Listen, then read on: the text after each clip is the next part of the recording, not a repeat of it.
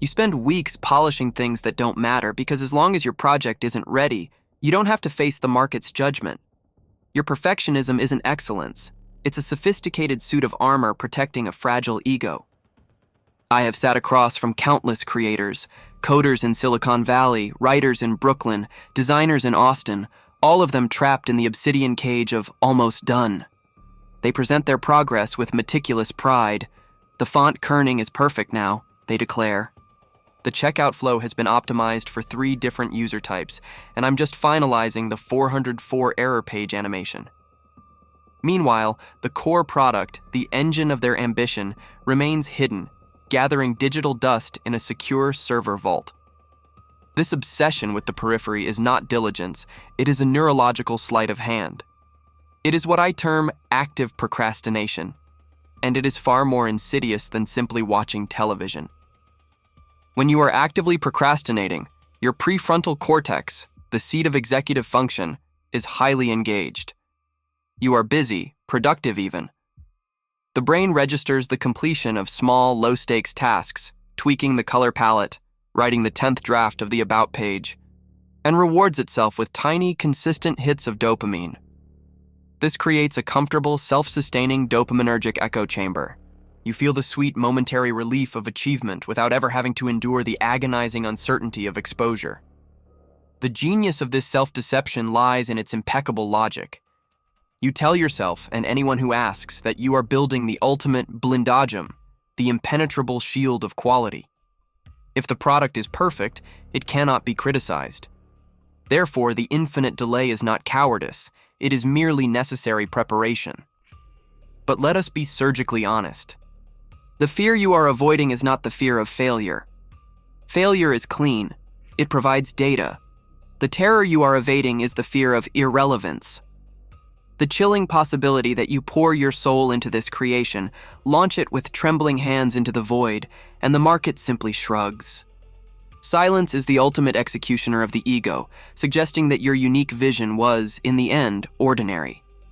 This paralysis is a structural failure in your mental architecture.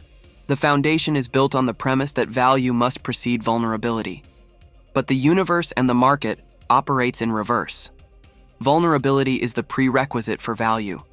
You must first offer the flawed, incomplete, messy reality to the world before the world can confer meaning upon it. The roots of this defensive posture often trace back to early conditioning, an overemphasis on grades, perfection, and the belief that self-worth is conditional upon flawless output. This programming establishes a rigid internal protocol: never expose weakness. In the professional sphere, this protocol manifests as an incapacitating inertia. The initial energy required to start the project was immense, but the energy required to complete the final 10%, the 10% that involves risking judgment, becomes an insurmountable wall. I watched a man named Julian, a talented software engineer from Palo Alto, spend 18 months designing the perfect onboarding experience for an app that had 0 users. He had meticulously mapped out every possible user error, creating custom animations for each deviation. When I asked him why the app hadn't launched, he simply pointed to a minor visual artifact on one of the secondary modal windows. "It's not congruent with the brand aesthetic," he whispered, as if revealing a profound moral failing. Julian was sacrificing congruence in the macro, the congruence between his stated ambition and his actual actions, for congruence in the micro, the perfect alignment of a pixel. He was living a lie of omission, using the pursuit of quality as a sophisticated tool for self-sabotage. His system had been optimized not for market capture, but for ego preservation. This is the central psychological dilemma. The perfectionist is attempting to control chaos. The launch is the moment chaos is invited in. The feedback loop, the brutal, honest, sometimes cruel data from real users, is chaos made manifest. By delaying, Julian maintained the pristine, controlled environment of his internal sandbox, where his creation was flawless because it had yet to be tested by reality. He was trapped in a self-imposed purgatory, a space where potential flourished but actualization died. We must understand that the market does not reward polished potential. It rewards delivered imperfection. The initial version of every revolutionary product was, by definition, inadequate. It was ugly, it was slow, it broke. But it existed. That existence allowed for data collection, iteration, and movement. Movement is life. Inertia, however elegant its presentation, is death. The solution, therefore, cannot be found in further refinement. It must be found in a deliberate act of radical exposure, a controlled, strategic violation of the internal protocol that demands flawlessness. We must surgically remove the self-imposed safety net. What you need is not more time in the sterile lab. You need the grit and grime of the real world. You need to shed the armor that is slowly suffocating your project. You need to perform what I call the dirty launch. The dirty launch is not about carelessness. It is about calculated disregard for non-essential detail. It is a commitment to exposing the minimum viable product, MVP, to the maximum possible stress, immediately. It is an existential commitment to prioritizing the acquisition of real-world data, the painful, clarifying truth of user interaction, over the comforting illusion of internal perfection. To execute this, we must first confront the specific vulnerabilities your perfectionism is shielding. Julian was terrified of being told his idea was unnecessary. The writer is terrified of being told their prose is boring. The designer is terrified of being told their aesthetic is derivative. These fears are real, but they are also the necessary fuel for growth. They are the friction required to generate heat, and heat is what separates the dross from the gold. The neuroscience is clear.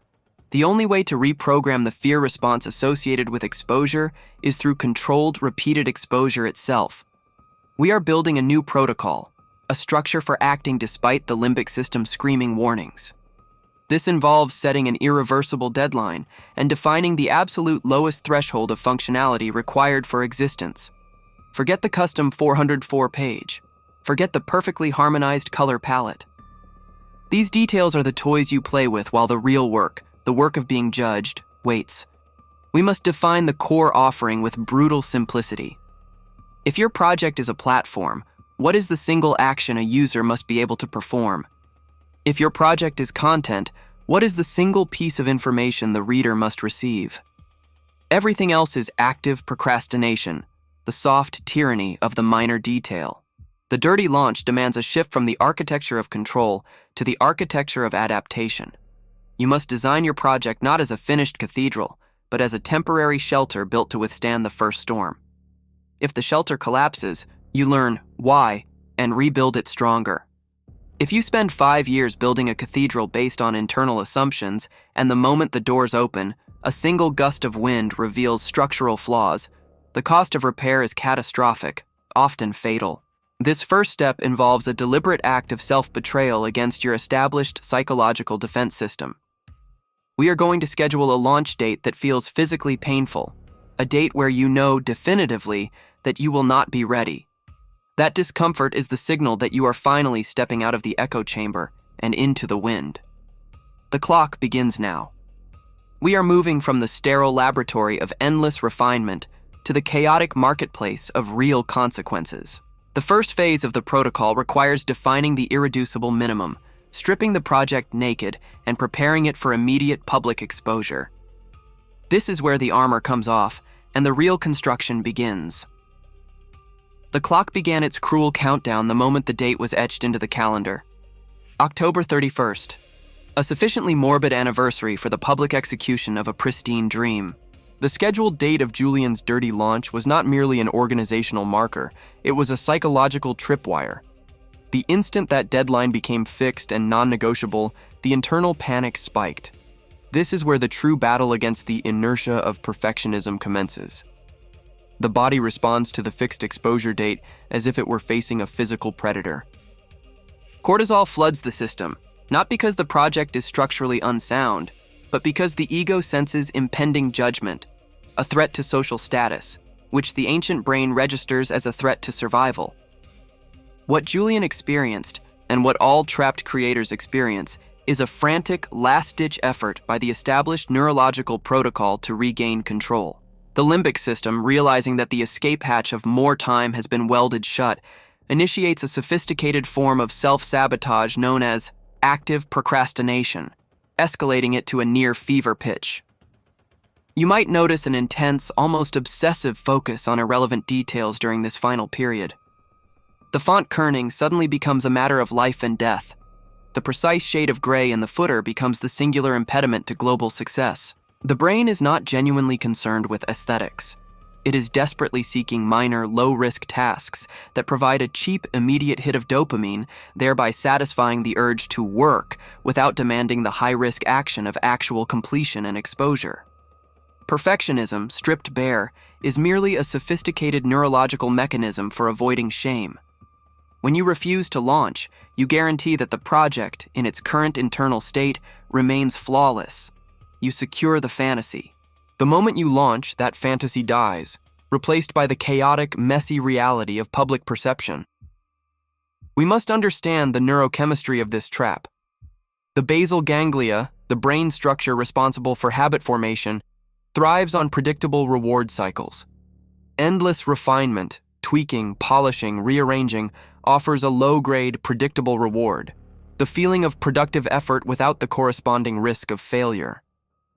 It is the neurochemical equivalent of eating cotton candy, sweet, distracting, and utterly devoid of nutritional value.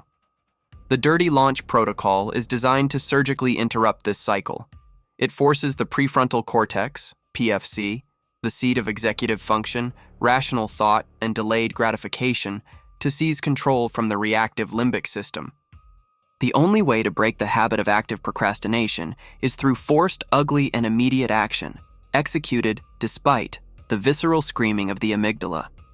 This brings us to the core mechanism of the dirty launch, the strategic leveraging of empirical data over subjective feeling. Most creators operate under an architecture mental built entirely on internal validation. They judge the project by how it feels to them: polished, complete, ready. This is a fatal flaw.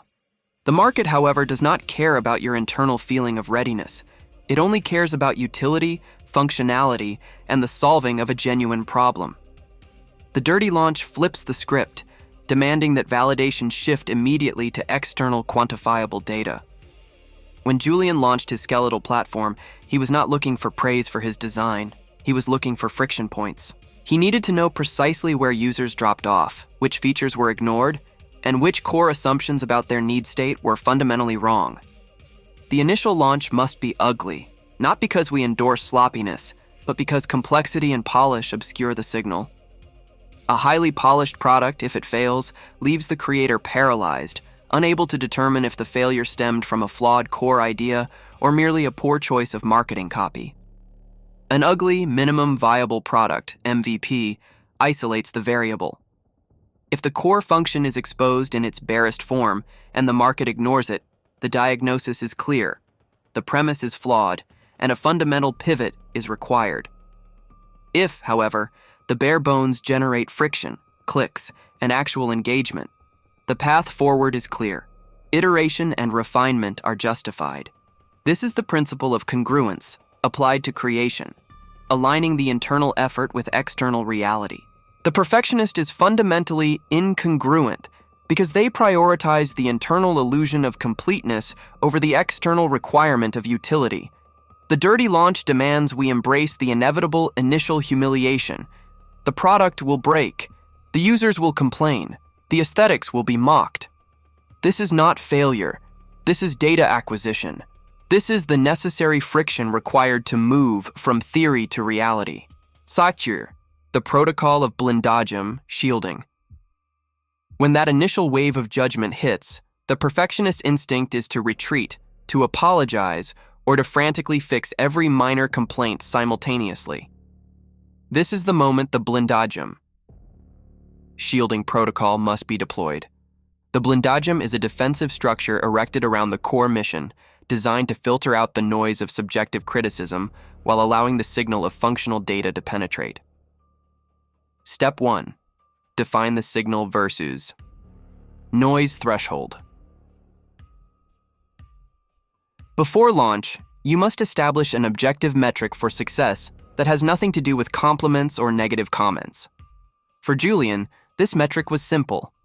Do 100 non-friends complete the core action, e.g., submitting a request form, within the first 72 hours, regardless of how many complain about the color scheme? If the metric is met, the core idea is validated, and the project moves to the next phase of refinement. If the metric is missed, the idea is fundamentally flawed, and the project requires a radical restructuring, not just a patch. The noise is anything that does not directly impede the achievement of that core metric. User feedback such as, "I hate the logo," or "the copy is dry," is noise. User feedback such as, "the button doesn't work on mobile," or "I cannot complete the sign-up process," is the signal. The perfectionist treats all feedback equally because their primary concern is being liked. The successful creator treats feedback surgically because their primary concern is functionality.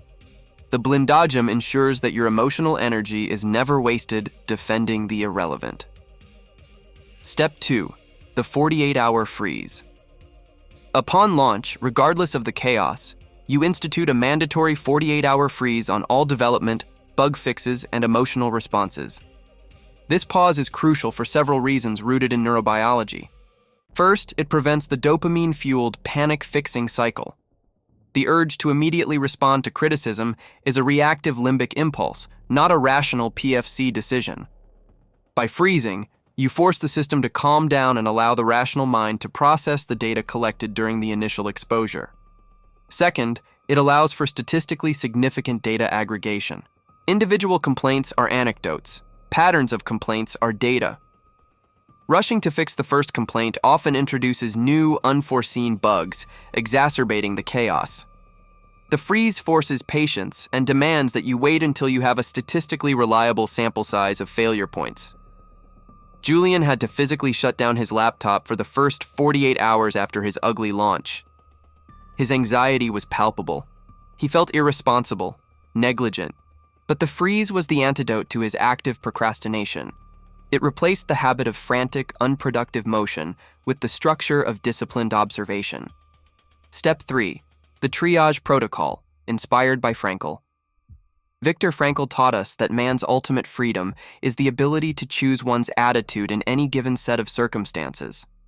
This applies directly to processing negative feedback. We cannot control what the market says, but we control how we categorize and respond to it. After the 48-hour freeze, feedback is sorted into 3 categories. 1. Critical failures, functional. Issues preventing the core action, e.g., the submission form is broken. These are addressed immediately and surgically. 2. Structural flaws, conceptual. Issues indicating that the underlying premise is weak, e.g., users consistently misunderstand the purpose. These require deep conceptual iteration, perhaps a pivot. 3. Aesthetic, superficial noise, ego. Complaints about color, font, tone, or personal preference.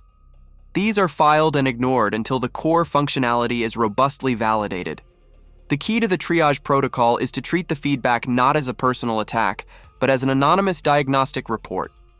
The designer must be excised from the equation, leaving only the engineer. Your emotional investment in the project must be temporarily suspended. You are not building a statue, you are maintaining a machine. The perfectionist's fear of judgment is fundamentally a fear of being revealed as inadequate. The dirty launch, coupled with the blindagem, forces a confrontation with this fear, but it does so under controlled, structured conditions. By defining the irreducible minimum and launching before readiness, we transform the fear of inadequacy into the disciplined pursuit of refinement based on external reality. This is the shift from the architecture of control, where the creator dictates reality, to the architecture of adaptation, where reality dictates the necessary changes. The market is not a supportive audience. It is a hostile environment that rewards resilience and rapid mutation.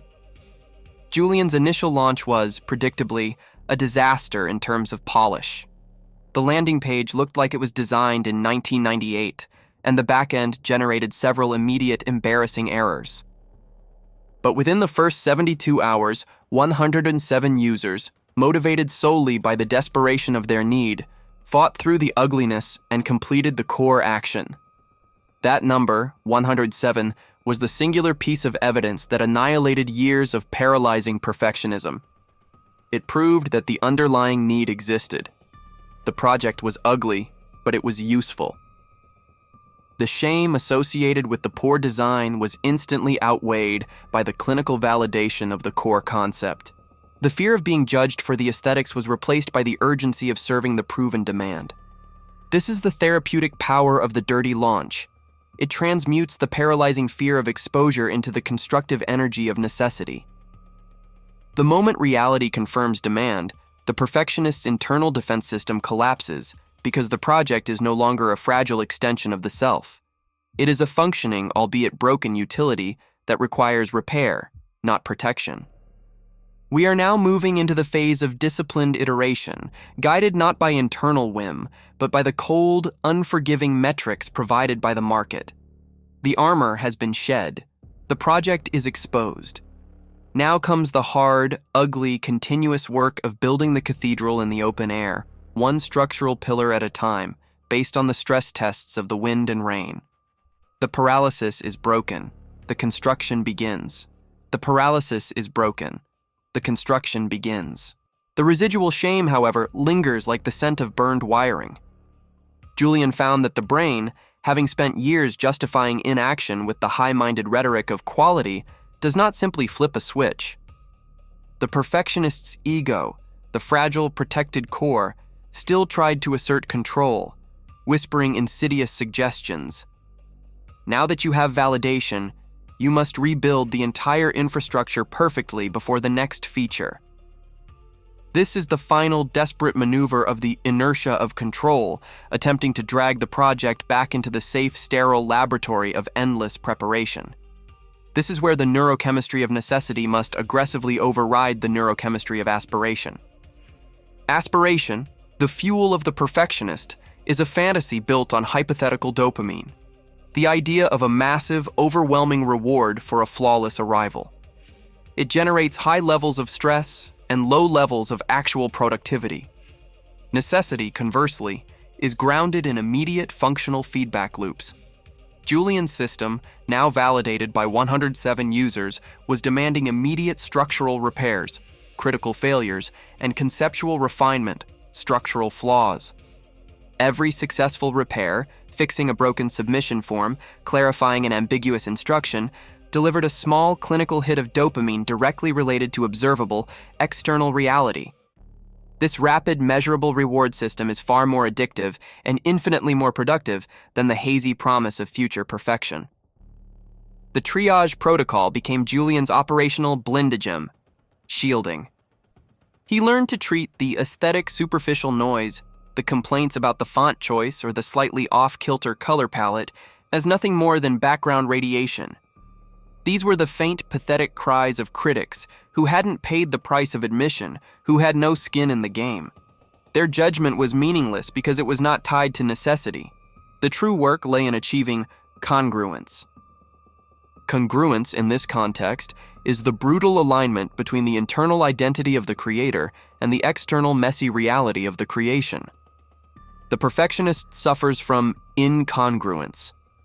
They believe they are capable of creating a perfect artifact, yet they fail to launch anything, creating a vast, painful chasm between self-perception and external output. The dirty launch forces immediate, undeniable congruence. Julian's project was ugly, was broken, and was desperately needed. He was forced to accept that his current output was structurally sound enough to serve a function, but aesthetically embarrassing. The therapeutic breakthrough occurs when the shame of the aesthetics is consciously sacrificed for the responsibility of the function.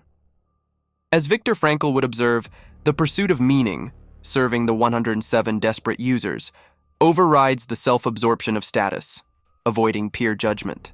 Julian began to see the project not as a reflection of his artistic merit, but as a utility, a rusty, efficient tool that required constant maintenance. The transition from the architecture of control to the architecture of adaptation is the hardest operational pivot. It means accepting that the project will never be finished. The idea of a singular dramatic launch event is abolished, replaced by a continuous low-grade stream of iteration and deployment. The calendar shifts from focusing on a final deadline to scheduling weekly small-scale exposure events. Julian formalized this into the protocol of continuous exposure. The protocol of continuous exposure. 1. Iterative minimum viability, IMV. Define the smallest possible improvement that addresses a critical or structural flaw identified in the last 7 days. 2. The 80% rule of deployment. The improvement must be deployed the moment it achieves 80% of its potential polish. The remaining 20% is sacrificed to the necessity of speed and the imperative of learning from real-world stress. 3. Mandatory observation, freeze. 6 hours. After deployment, Julian must step away from the system for a minimum of 6 hours. This prevents the immediate anxious dive into metrics and forces, a disciplined delay, ensuring he gathers enough data for proper triage rather than reacting to the first emotional outlier. This protocol serves as a functional replacement for the debilitating habit of active procrastination. It doesn't rely on willpower. It relies on mechanical, timed steps designed to bypass the emotional processing centers of the limbic system. The reward system is trained to prioritize the completion of the protocol over the pursuit of the unattainable ideal. Months passed. Julian's project, initially launched with a 1998 aesthetic, remained functionally unpolished by Silicon Valley standards. The user interface was still clunky, the color scheme still questionable, but the core utility was exceptional. It was a machine built for efficiency, not display.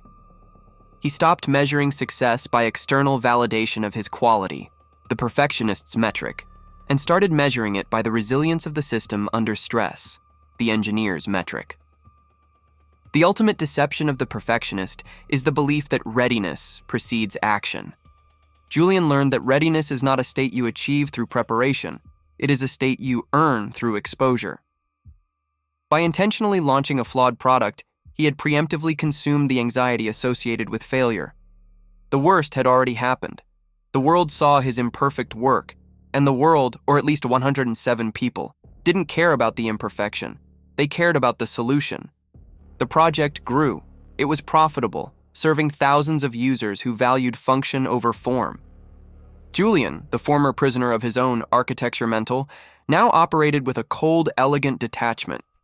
He viewed his work not through the lens of self-expression, but through the rigorous lens of predictive analysis and disciplined iteration. The mentor Sombrio looked at Julian's success, a success built not on flawless execution, but on relentless surgical adaptation, and recognize the true defeat of the ego. The dirty launch is not merely a tactic, it is an existential confrontation. It forces the creator to trade the comfortable, controlled dream of perfection for the harsh, vital reality of utility. The cathedral is never finished, the work is never perfect.